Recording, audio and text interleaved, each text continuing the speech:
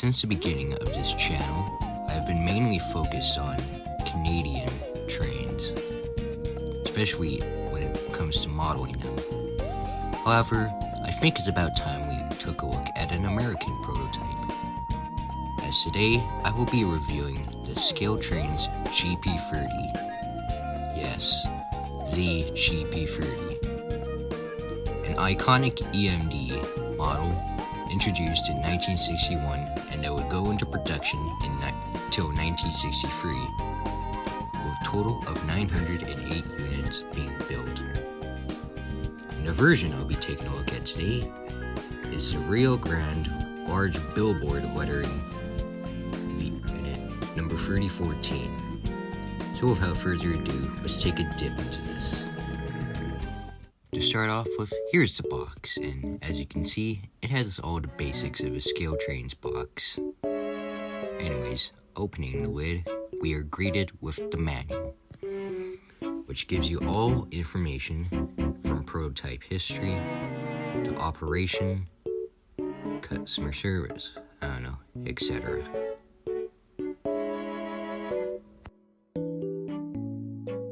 Throwing that to the side, we take off this piece of foam, and here we've got our model. And already it's starting to look good. Pulling the block of ice packaging, as I like to call it, out of the foam, remove this sleeve, unclamp the clamp, lift off the top thing. I don't know what I'm talking about at this point. Remove this, I'm forgetting my words, and pull out the model. If I can not pick up that other bit of whatever it is. Also, a bit of a reminder, don't do what I did. If you are going to get one of these models, when you are unpacking it, be reminded to take these truck covers off before you put it down on the tracks. And so, after you get it on the track and remove these handrail protectors, you are now good to go. And boy oh boy, is it gorgeous. And please excuse these cheesy shots, as we'll now be getting into the details of this model. And as you can see, this is your typical Rio Grande diesel detailing. But also, you got features such as opening or sliding cab windows. Please excuse my struggling with this. There we go. But also, you got details such as a speed recorder and all that. You even got details such as your ACI label, rear railers, and even unexpected details such as this F-unit journal cover thing. Yeah, I have no idea why Rio Grande diesels had that. You also got details such as your antenna and other details like your separately applied grills and fans. And even details on the back are well represented. From separately applied grabs to that separately applied pallet beam. Meanwhile, back up front, you got details such as this weird-ass snowplow with notches taken out of the top, coupler cut lever, a drop step, which, yes, it does indeed drop, and road-specific details such as these class lights, the Rio Grande style gyro light, as well as separately applied windshield wipers, and other bits. Other pilot details include etched metal see-through steps, and looking at the other side now, it's pretty much the same as the first side. Only difference is the ACI level is now in a different location. Or at least I think that's the only difference. Also, take note of this style of cab, as this was part of the later production units where the fireman's side is longer than the engineer's side. yeah, I don't know what it was back then. The handrails are made of flexible plastic that can withstand modest handling. And the bottom half of the locomotive is filled with details that will make it look good when sitting on tracks. I mean, it's even got traction motor detail. God damn. Moving on to functions. Oh, I'm just gonna whisk them off because I'm so lazy.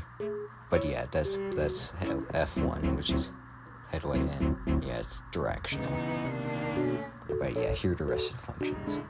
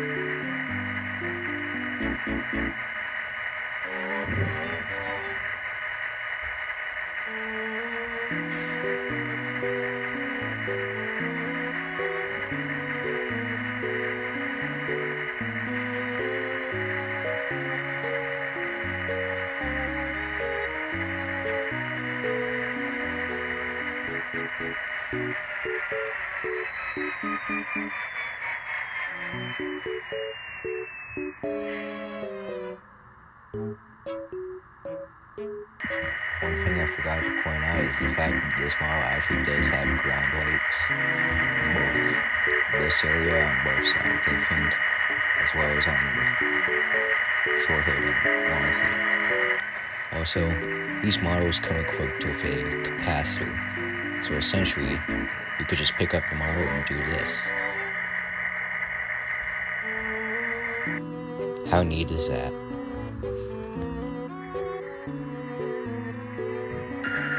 This model is also an exceptionally smooth model, right out of the box. And please excuse that derailed wheel.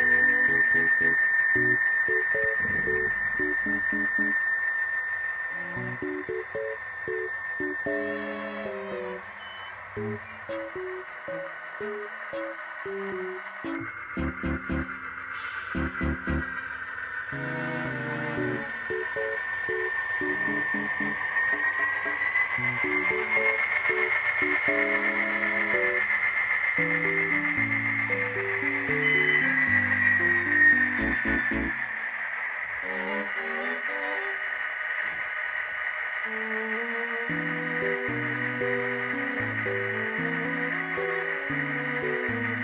as I've seen in multiple reviews of many locomotives, I decided to do a coupler height test. And judging by what I'm seeing on screen, it seems that the coupler at the front is at the right height.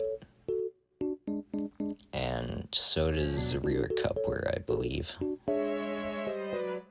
I would also check the wheel gauge to make sure they're all within the NMRA standards, but I don't have that thingy bob. So what is my final rating for this model?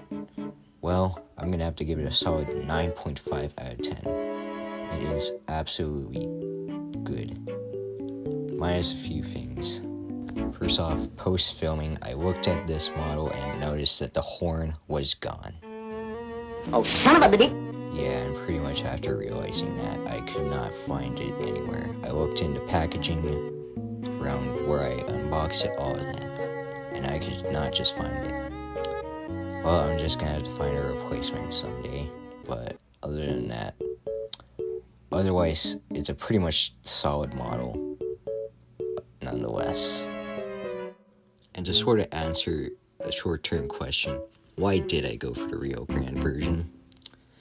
Well, that's because I find the Rio Grandes to be unique, in a sense. Especially the tunnel motors, you know. I especially like the speed ordering scheme, too. That's one of my favorite railroading fonts out there. Not only that, but I also chose the Rio Grande version because of the 1973 film, Runaway. Not Runaway Train 1985. That Runaway. Because that film featured a GP30, though minus re-lettered it for Sierra Pacific, along with a GP35, and we'll just completely repainted a GP40. And yeah. So yeah, hopefully you guys liked this video. If you liked it, please thumbs up and do subscribe, it helps a lot. Though if you didn't, thumbs down. Do type in the comments any criticism or whatever, because hell, I learn from criticism and such. And as always, see you guys in the next one. So, yeah, I'll just leave you guys with some running footage.